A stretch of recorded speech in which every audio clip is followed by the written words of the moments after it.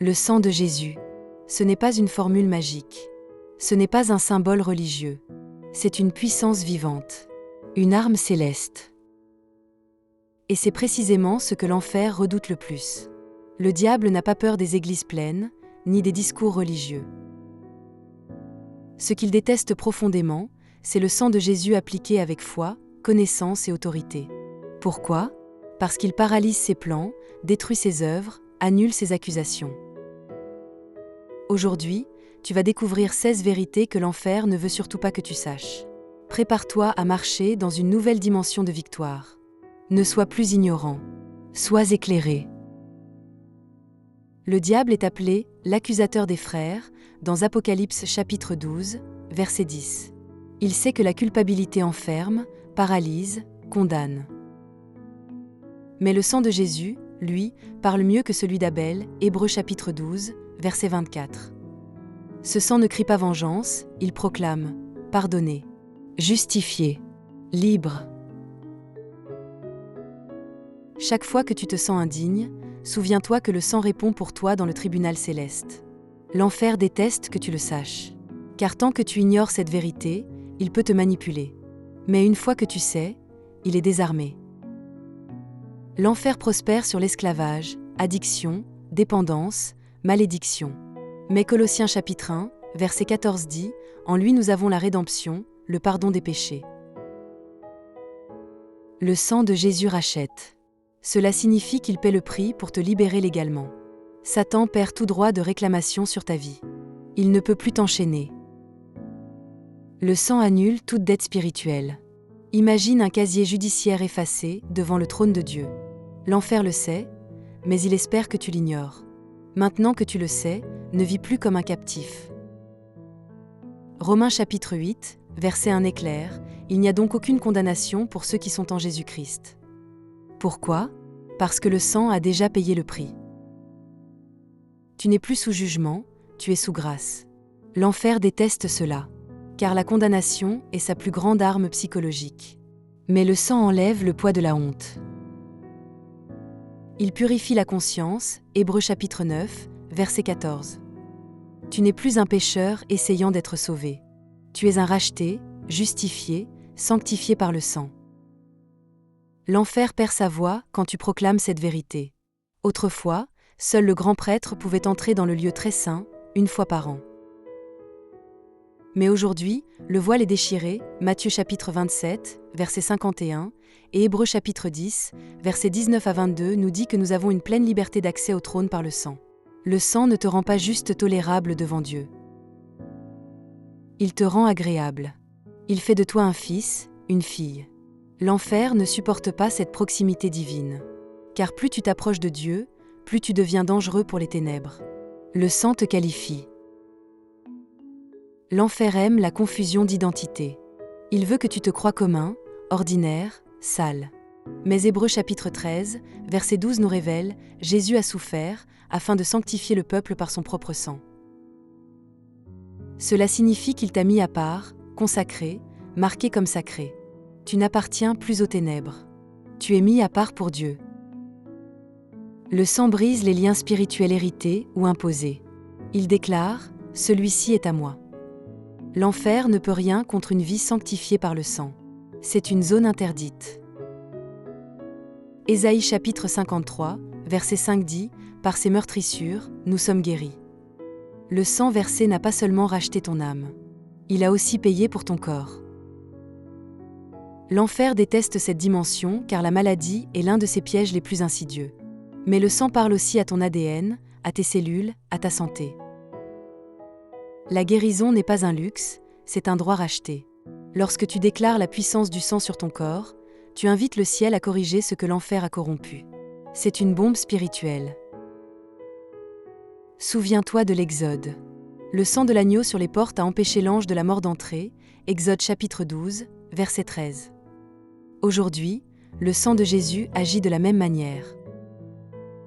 C'est une barrière spirituelle, une ligne que l'enfer ne peut franchir. Apocalypse chapitre 12, verset 11 nous dit « Ils l'ont vaincu à cause du sang de l'agneau ».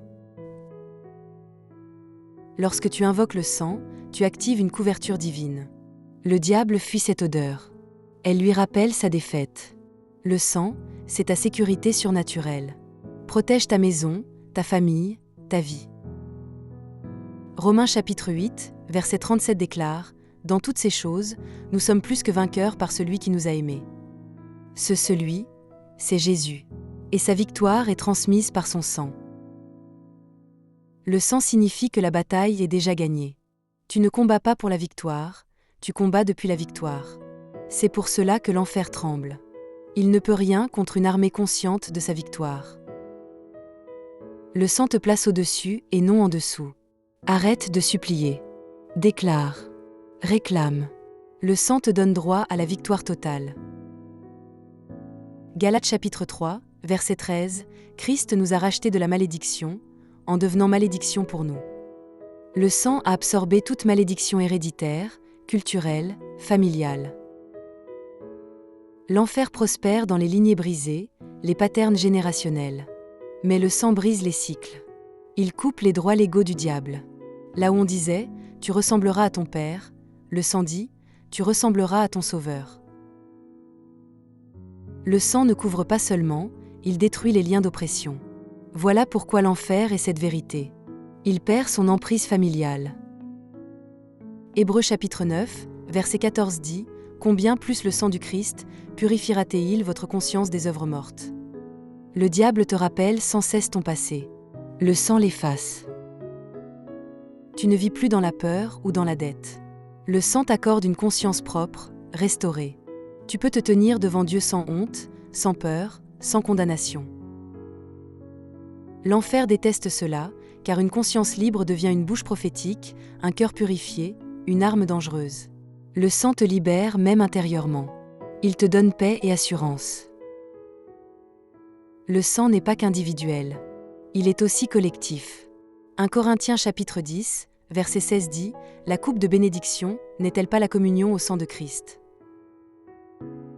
Le sang nous unit en un seul corps. L'enfer veut diviser. Mais le sang rassemble. Il crée une famille céleste, un peuple mis à part.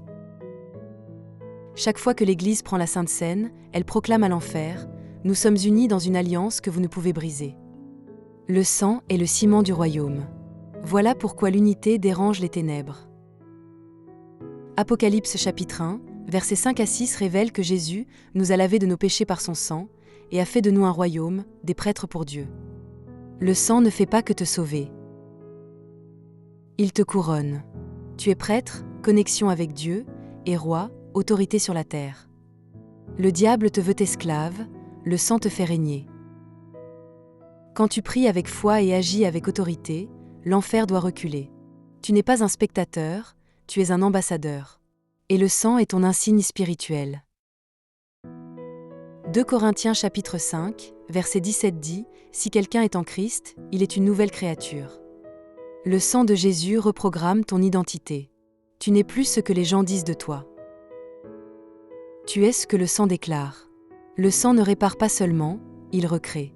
L'enfer tremble lorsqu'un enfant de Dieu comprend qu'il est en Christ. Car il devient inarrêtable. Le sang te donne un nom, une valeur, une destinée. Ne vis plus en dessous de ton identité.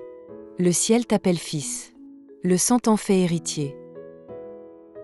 Colossiens chapitre 2, verset 15, il a dépouillé les dominations, les livrant en spectacle.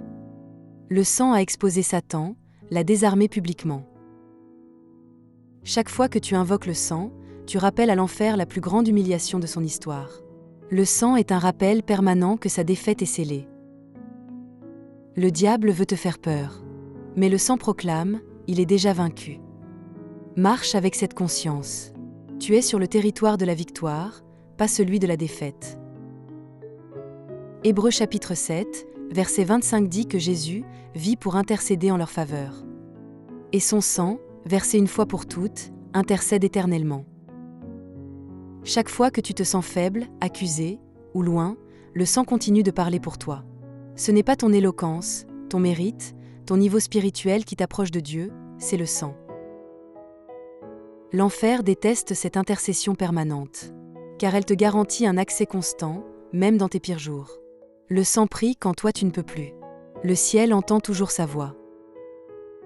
Apocalypse chapitre 12, verset 11, ils l'ont vaincu à cause du sang de l'agneau et à cause de la parole de leur témoignage.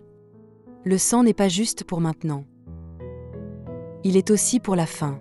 C'est par le sang que l'Église triomphera. C'est par le sang que Satan sera écrasé. Il n'y a pas d'arme plus puissante. Le sang te garantit la victoire maintenant et à jamais. L'enfer le sait. Il n'espère qu'une chose, que tu l'oublies.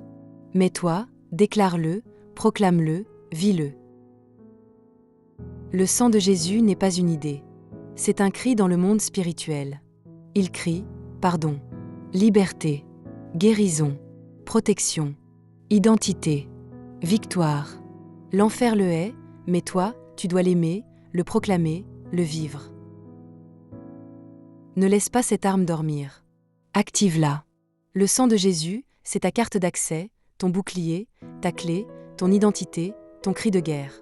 Alors lève-toi et laisse le sang parler pour toi.